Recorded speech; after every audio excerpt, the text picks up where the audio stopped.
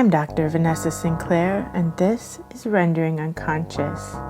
Today's episode is a discussion by two of the organizers of the recent phenomenal online conference that happened at the beginning of the summer, the Psychology of Global Crises 2020, which was hosted by the American University of Paris. We have Irene Strasser and Martin Dege from the American University of Cairo and the American University of Paris, discussing how to put together an event like this so that other people are encouraged to do something similar and to come together as a community and to think through the issues that we're having today. Since the conference finished, they've gone on to do a number of amazing things, including start their own podcast called Crisis Talk. I have links to all of these things, all of these events, in the text accompanying this episode. And many of the keynote speakers and panels from the conference are all on YouTube as well. So you can check out the YouTube channel and catch up on a lot of the discussions that were had during the Psychology of Global Crises conference. Other co-organizers include Robert Bashara, who's a previous guest on Rendering Unconscious podcast. So I'll put a link to his episode as well so you can check that out. Rendering Unconscious is also a book. Rendering Unconscious, Psychoanalytic Perspectives, Politics, and Poetry. From Trapart Books, 2019. For more, please visit our publisher's website, trapart.net. That's TRAPART.net. You can support the podcast by visiting our Patreon, patreon.com/VANESSA23CARL. Your support is greatly appreciated. For more information, you can also visit my website, drvanessasinclair.net, or the podcast main website, renderingunconscious.org. Links to everything can be found in the text accompanying this episode.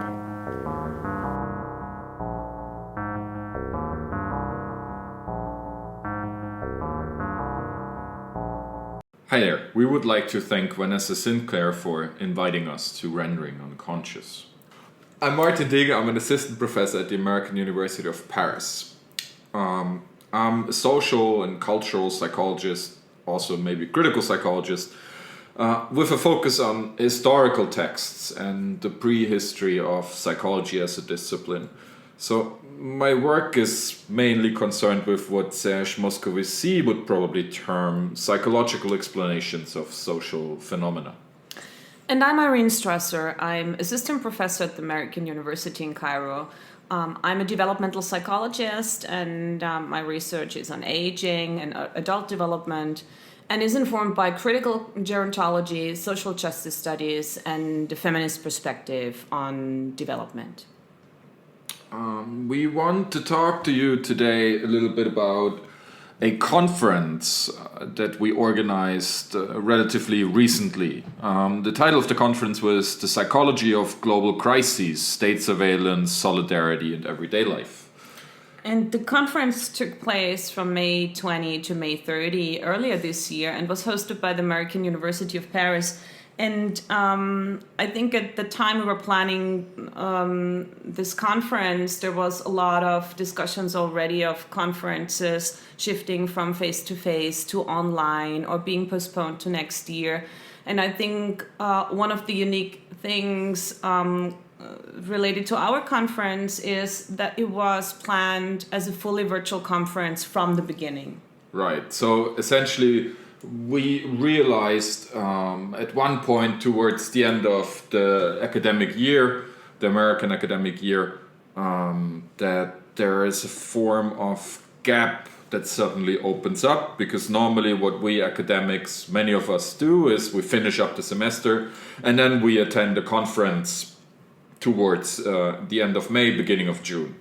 And we thought, okay, so this is not going to happen. The world was back then and now still is, to a large extent, in lockdown mode. Traveling to conferences is not possible. Yet we have learned things from teaching online. So maybe we can bring those two things together and organize this entire thing into a conference.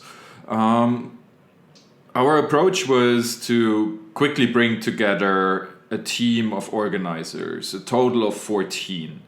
We had Zachary Beckstead from Brigham Young University in Hawaii, Robert Bejara from the Northern New Mexico College, Nicholas Kimmery from the Roskilde University in Denmark, Caroline Denmarmuth also from Denmark in Aalborg, Yas Igarashi, Yamano College of Aesthetics in Japan, Antonia Larrain, Universidad Alberto Hurtado in Chile, Pina Marsico from University of Salerno in Italy, Athanasios Mavakis from Aristotle University in Greece, Maria Nedved from the American University of Paris, Ernst Strauber from Roskilde University in Denmark, Fu Wei from Shuyan University in Hong Kong, and Maike Watzlawick from Sigmund Freud University in Berlin, Germany. And actually, we started thinking about this conference, I think, in the beginning of April only, right? So we had very little time to actually plan it and figure everything out. Yeah, so the feedback from most of the co-organizers when we asked them about the conference was, did you make a mistake with the date? You mean 2021? We said, no, it's actually 2020 and we want to put it together relatively quickly, etc., etc. So after an initial phase of disbelief, people realized, well, maybe we can do this. And we got some support, substantial support from the American University of Paris. We'll talk about that a little bit later. And also from two professional organizations. One is Amical, which is a network of the American colleges abroad and tries to connect people at very many different colleges and universities around the world.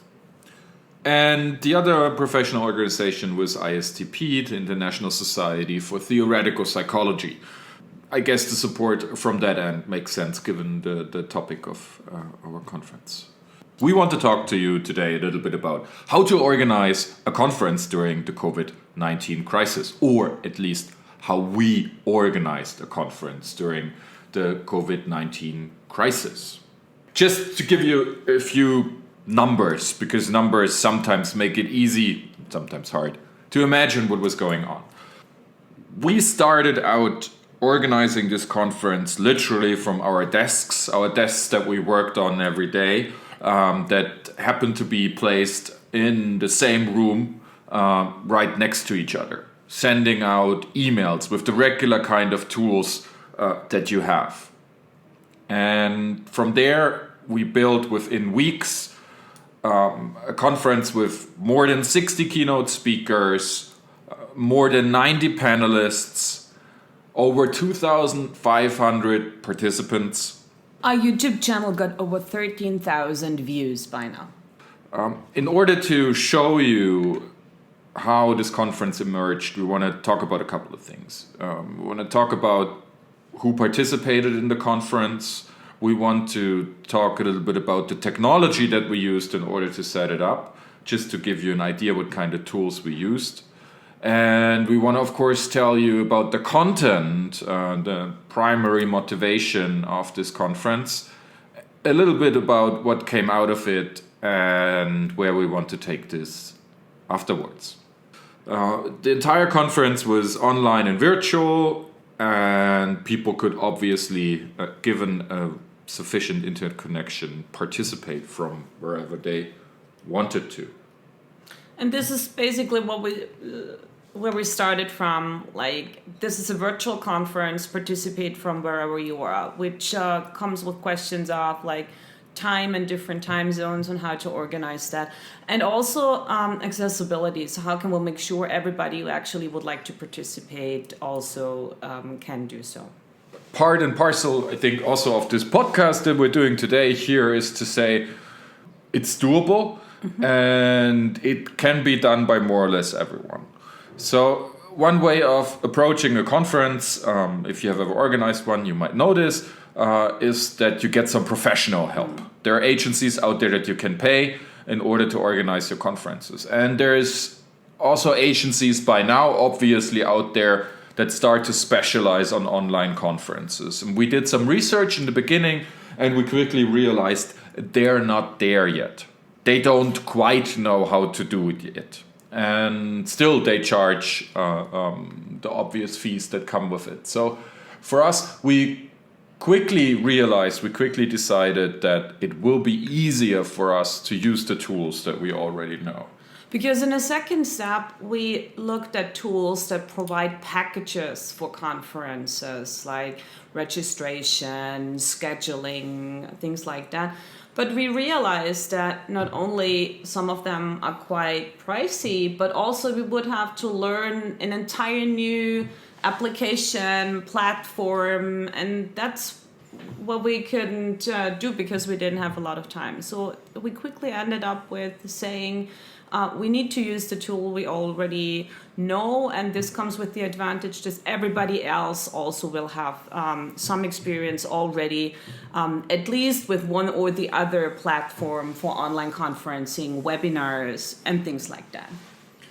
So essentially what we ended up with was Zoom and GoToWebinar as our online meeting grounds, if you want to. So another possibility would have been maybe Microsoft Teams, etc. But essentially, those are the tools out there in the market. Zoom certainly dominating. GoToWebinar we used as well, and we'll explain a bit later why we needed that. We used Slack. If you have never heard of Slack, Slack's essentially, if you want to, a team management app and functions pretty much like a large online chat room.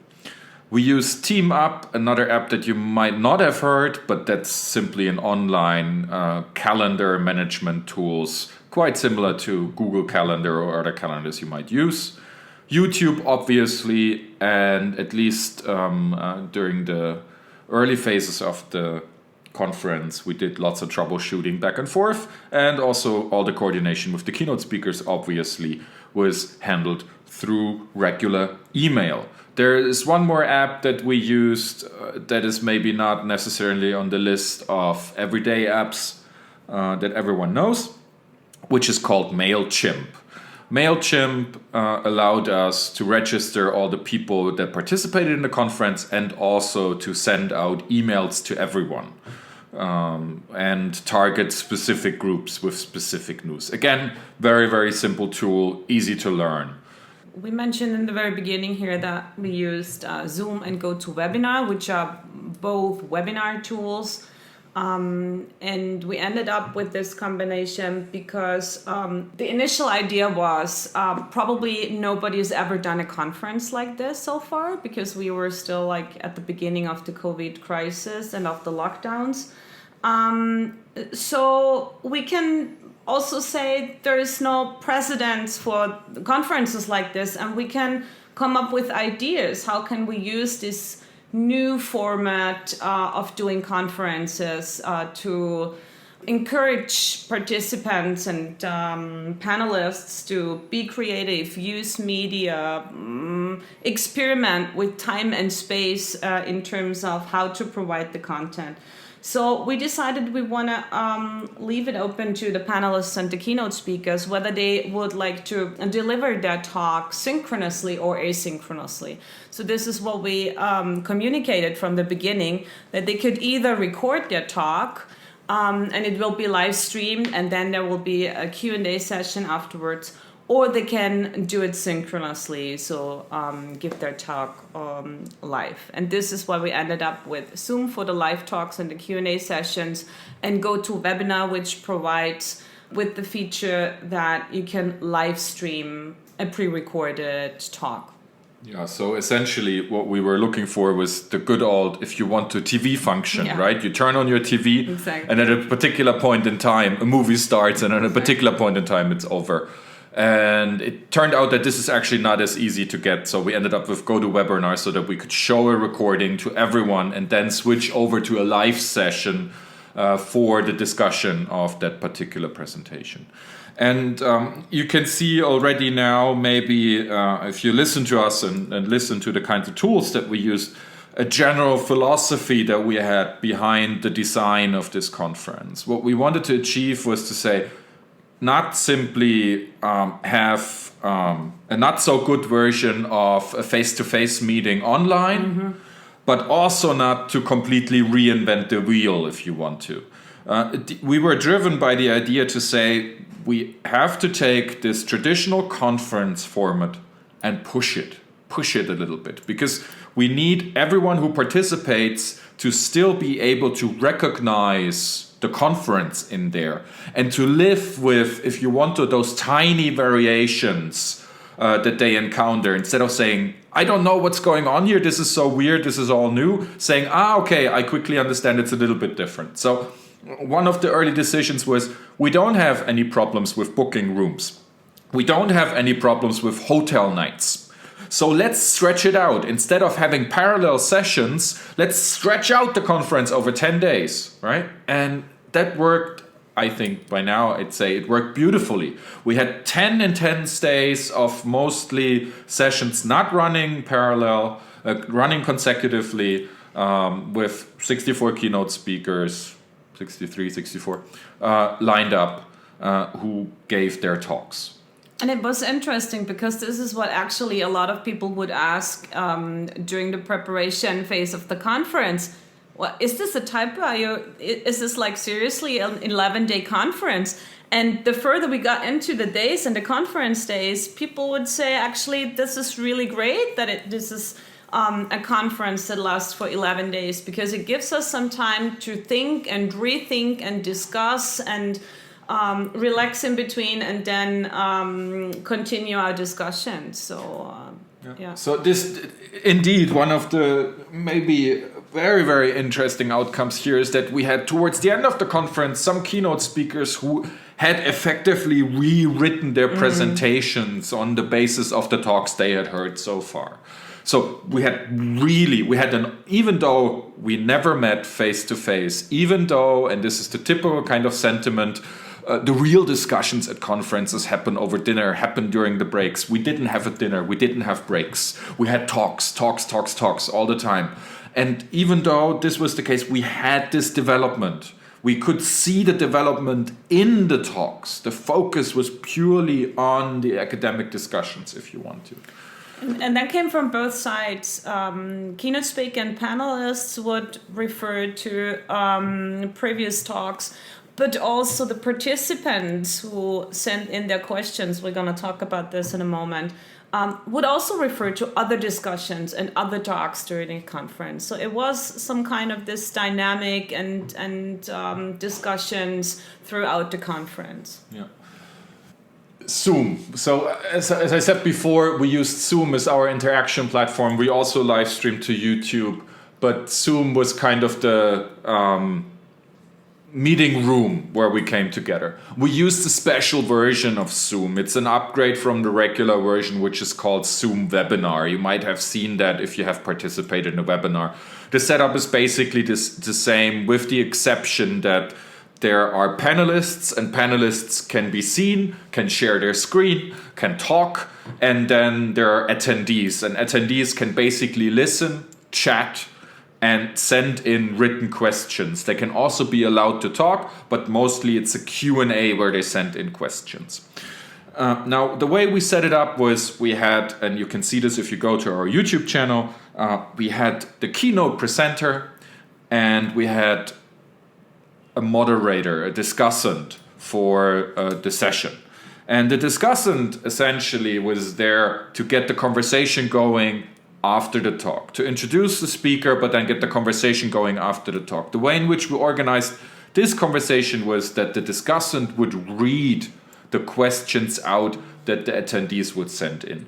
Now, why did we do this? Very simple, something that we learned from our online teaching from before, namely that one of the difficult things in online teaching, in online conversation, in online meetings is turn taking.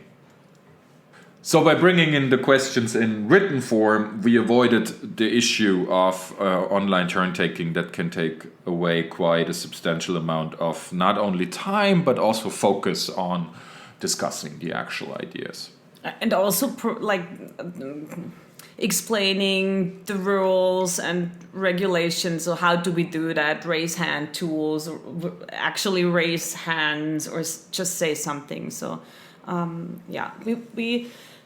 think that was really a very important aspect or idea from the beginning. We wanted to keep it as simple as possible. Yeah. So that's the tech setup. 7 tools. And we ran that basically from 2 4G routers. With a relatively unstable internet connection. So you don't need super awesome internet for that either. I just wanted to quickly mention TeamUp again, because for me it was one of the really interesting tools in terms of, as I mentioned before, we couldn't have like a daily chat amongst us organizers because the time zones were so different.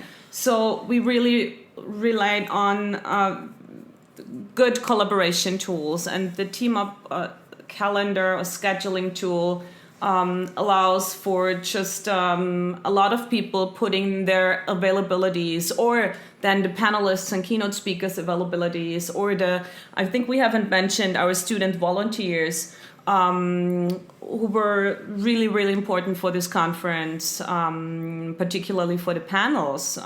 They couldn't have happened, the panels, without them. So also their availabilities. And we ended up having the TeamUp tool also as our schedule we put on the webpage, because that was also something we figured out very early, that not only space is different at this conference, but also time, in terms of we cannot just communicate or like put on a regular web page at what time a keynote talk will happen, because the time zones are different for everyone else. So we needed to find a tool, and that was TeamUp, that allowed for automatically adjusting for time zones. And that's why we not only used it for collaborating and putting their availabilities and scheduling, but also to put it on the website for like the conference schedule, basically. Yeah. So the TeamUp website, you can just set up a calendar, and then it offers easy HTML snippets that you can add to whatever website. So you don't need to know HTML, you don't need to be able to program or whatever. And then simply whoever, or from what place ever you go on this particular website, you will see the times in your local time zone. So at the beginning of the conference, or even before the conference, also during the conference, that led to some funny email exchanges where people emailed us and said, does the talk by so-and-so start at 2:00? To which we always had to reply, we don't know, because we don't know what time zone you're in. But check the website, it will tell you. And it really just worked beautifully, I have to say. So TeamUp, yes, is definitely one of the great discoveries that we had on the technology end. Okay. We talked a lot about technology, and I mean, if you have more questions about this, if you want to do something similar and want to talk to us about the technology end of things, you can always just email us. We're happy to chat with you about this. Let's talk a little bit more about, because the motivation of this conference, the original motivation was not to say, let's try out some more technology after a semester of already trying out so many things. More or less forced, because we are both, I think it's true for both of us, very much focused on liberal arts teaching that for us happens not necessarily in the classroom, but in and with a group of people in some form of physical presence. So it was also for us, we had to bridge something there in order to start out organizing an online event yet again. And I think that's probably also true for both of us. We happen to bring whatever happens around us or the students or on a societal level into the classroom and connect it with theory. So that's obviously what we did a lot already during the semester, to talk about the COVID crisis in relation to social psychology, developmental psychology, and concepts and theories, things like that. And if you're a psychologist and you talk about crisis and you talk about global crises, you always also automatically talk about personal crises. And suddenly then there are crises everywhere. And I think it's very true. If we look at the past years, we'll see this label, something being labeled as a crisis everywhere. We see it right now, again, in the United States and also in other countries beyond COVID-19. And that's something that also came up during the conference then. And so I think our initial question here was to say, maybe crisis is not so much an individualized phenomenon anymore that somehow hits every now and then if there is a catastrophe happening somewhere, but we're sort of in a perpetual movement throughout the last decades, maybe even longer. And if we look at psychology as a discipline, maybe from the beginnings of this very discipline, where we describe one or the other state as a certain form of crisis. And so we said, let's talk about this. Let's find out what we psychologists, social theorists, social scientists have to say about crisis. And we wrote a quick description for this conference, which I think we wrote like in 20 minutes, something like that. We just spit it on paper. It was all like very under a lot of time pressure. So let us just share this with you. Okay, this is the initial idea. The current global COVID-19 crisis is unprecedented in many ways, yet crisis as a phenomenon is everything but new. In the past years, we have been in the middle of the so-called refugee crisis, the European sovereign debt crisis, the subprime mortgage crisis, and the 2007-8 global financial crisis. Some attest to more general crisis of liberal democracy, an eventual crisis of capitalism, or a population change crisis. Climate change is typically identified as a central factor in the emergence of future global crises. Beyond economically driven crises, we experience crises on the social and cultural levels.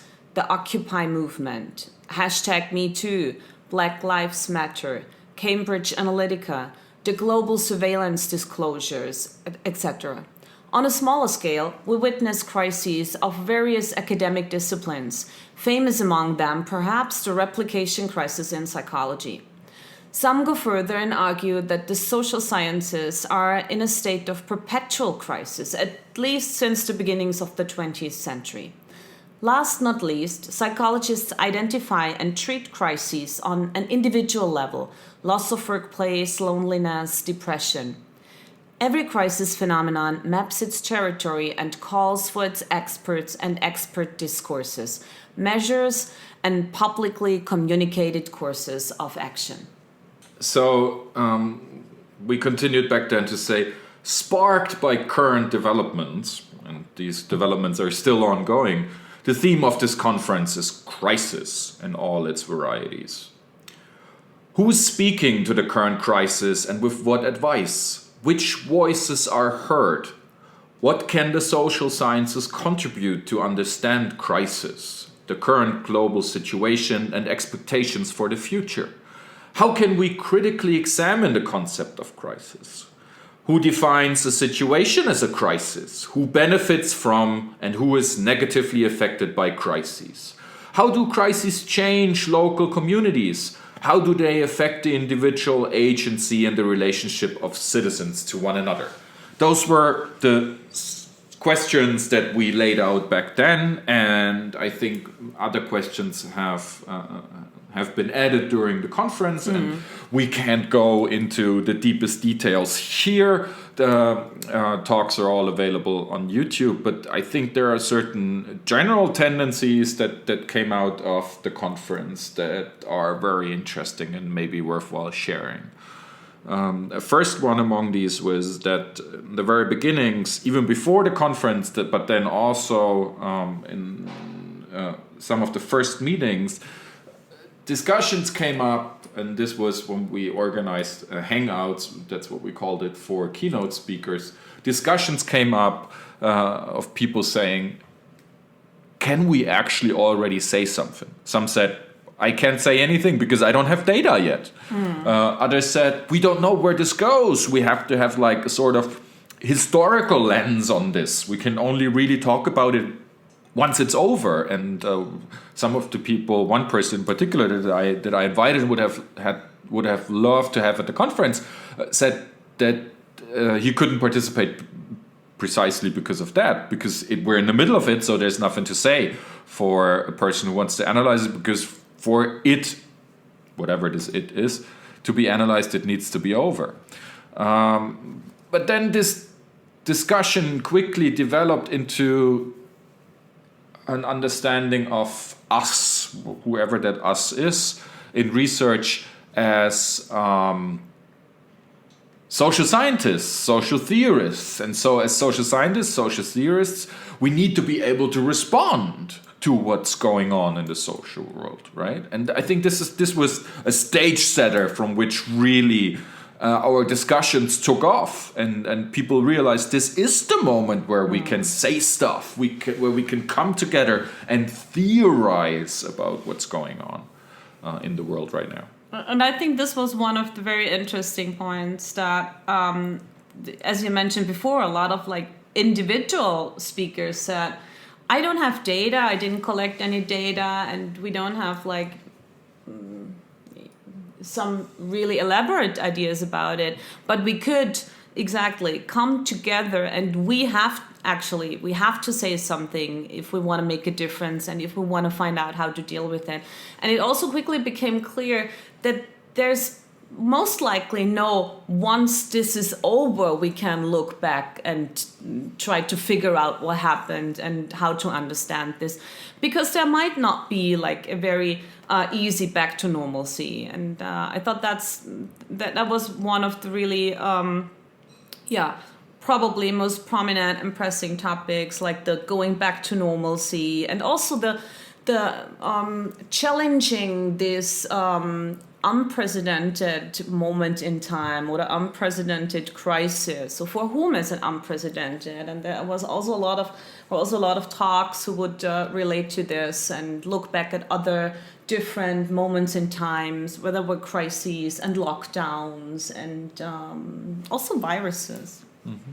So we first pluralized the conversation. I think that's a good way of thinking about it, saying, there are constantly crises everywhere, all over the place, and the current COVID-19 crisis is maybe unprecedented for a person living in Berlin, but not necessarily unprecedented to that extent for someone who lives in sub-Saharan Africa, for example. Or in South America, particular regions, for that matter. And so we collected some very pessimistic voices about how this might develop in the future, but also some optimistic voices, some who hoped for this to be some form of a cathartic experience for some of us, of a new start, etc., etc. And some who said, maybe we haven't hit rock bottom. And yet others who said, and we alluded to this before already, maybe crisis is a weird way of approaching this. Maybe what we're facing here is a certain form of clarity about the fact that we are, in effect, uncertain about most of the development of the future. And we are uncertain at every given point in time, and just now this uncertainty is displayed to us in a very strong sense. So it was not so much about what can we learn from this crisis, it was really more, does this uncertainty lead to us challenging the ways we deal with politics and society or climate, for example, right? Is this a moment in time where we can actually change something in the way we deal with these issues? And then during the conference, something else happened. If you go back and compare the dates, you'll quickly see the overlap. In the middle of the COVID-19 crisis, George Floyd was murdered, which led to protests against police violence, first in the United States and then pretty much all over in the Western world, I think is fair to say. And so this discussion added another layer, and it became ever clearer. And maybe this can be argued, but I think one of the central themes, at least of the conference then, was concepts of decolonizing psychology, right? Think through psychology in particular, the social sciences in general, as an inherently Western story. And how can we go beyond this inherently Western story and do more than just say, okay, so let's read a female philosopher every now and then. Let's look at data from another country. So the writings of Achim Mbembe played an important role in many, many talks, was quoted often, and this also led to a discussion of this fantasy of a return to normalcy, which we quickly abandoned. And in many ways, that was liberating also because it opened up developmental space. And I think for me personally also, it was also very humbling because we could kind of position this collected, coming together of very many prominent people in their fields and their collected knowledge versus an entire body of things happening out there in the world that is not captured by that tradition of thought. So if you want to learn more about this, I think the best way is to listen to the talks again on YouTube and then some other things that we're working on. And I think that kind of leads us to what we can say so far, what we have learned from this experience. I think we mentioned some aspects already, but I think we should try to summarize it a bit. What we have learned from this entire conference endeavor in terms of technology, but also content. And I think we've mentioned that, but one really important aspect was to think about how can we make this conference, due to its new format, more accessible than the regular face-to-face conferences in academia are usually. So in terms of time zones, how can we announce the talks, but also in terms of how can we make sure everybody can participate at the talks? And this was what we ended up using YouTube. I think we did mention that. So everybody who could not actively participate in the Zoom webinars could just watch it afterwards. But also in terms of, I think we haven't mentioned that we planned this conference not to have any registration fees. So actually we tried to make the entire registration process as easy and as simple as possible. We did not request a lot of data from people registering other than email address, name, and some kind of affiliation, because we thought this might be a conference that's also not only interesting for colleagues in academia, but also probably for many other people who are interested in this topic, and also particularly students. So we ended up having like a very easy registration tool on our webpage, and would send out the program, the schedule, the links to the talks via email. That is not to say that we live the open access fantasy of like, if you make it out there and make it open and available, everyone can learn something from it. That was not what we had in mind here, but I think we significantly increased the number of people who are able to access the material compared to the very restricted conferences, traditional conferences that take place at a particular point in time, in a particular location, and cost something between 300 and these days 800 euros dollars, euros registration fees. And also requires visa processes for a lot of people out there.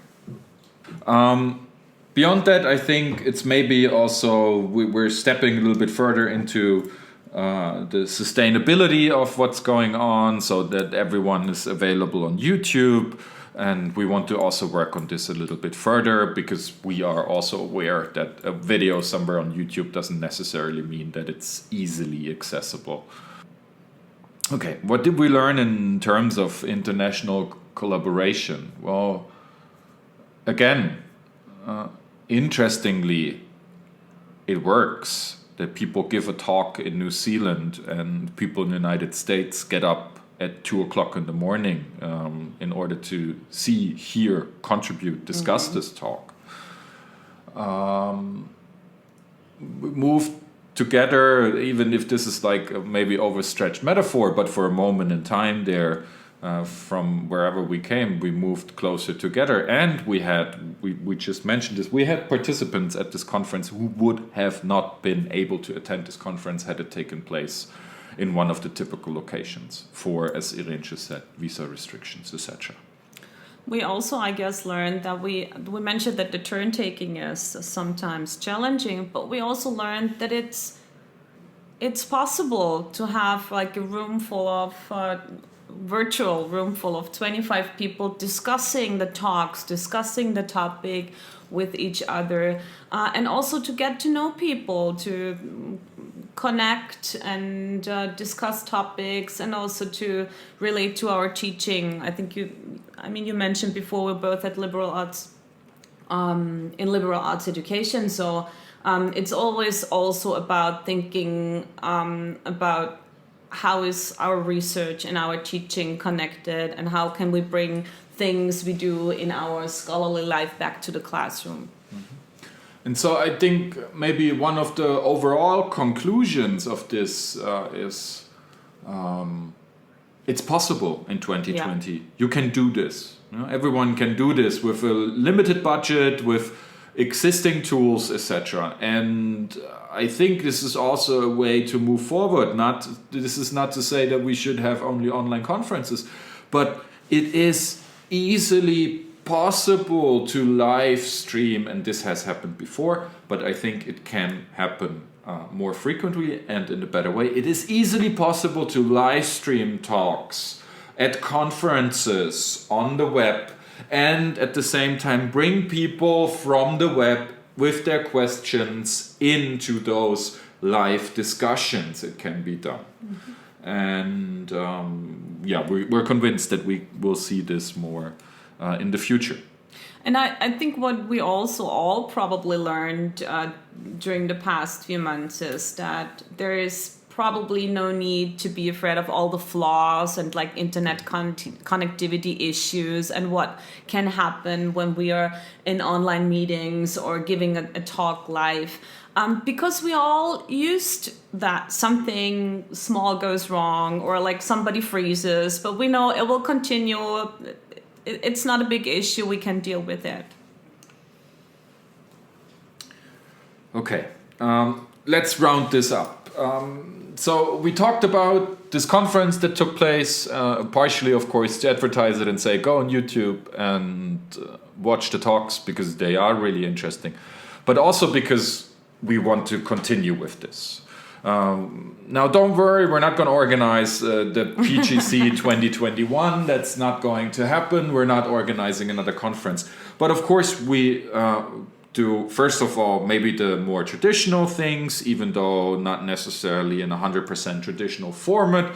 We're publishing stuff. So one of the first things that's going to come out is a special issue of the Springer journal Human Arenas, very, very soon. And then there are 3 more books right now in the making. But beyond that, as we said before, we want to keep the discussion going also on a maybe less traditional format or more interactive format that takes into account the technology possibilities that we have these days. But we're also working on a podcast series. We're curating the talks for audio podcasts, and would like to bring in some more interviews and discussions. We also integrate in those podcasts to really keep the discussion up. And the first 3 episodes actually are already up on Apple Podcasts. And you could also, if you're interested, check out our webpage, crisistalk.net. where we will collect more material in the future, and also you can subscribe to our newsletter that will come only once a month. Don't worry about it. We're not going to spam you with ideas and projects that we are working on. Okay, well, that's pretty much the roundup, I'd say. Thank you for listening, and tune into our podcast episodes on Apple Podcasts. Thank you.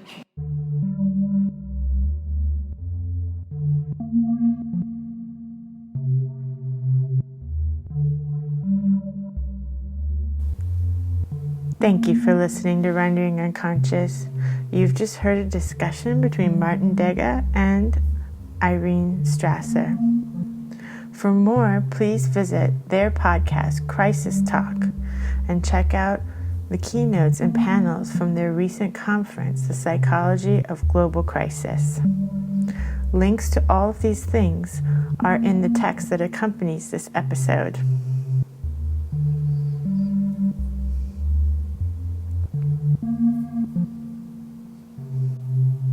Rendering Unconscious is also a book. Rendering Unconscious, Psychoanalytic Perspectives, Politics, and Poetry. From Trapart Books, 2019. For more, please visit our publisher's website, trapart.net. That's TRAPART.net.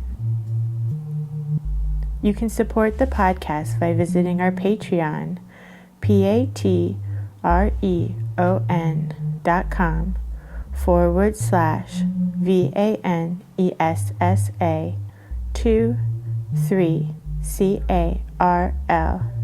Your support is greatly appreciated. For more information, you can also visit my website, drvanessasinclair.net, or the podcast main website, renderingunconscious.org. Links to everything can be found in the text accompanying this episode.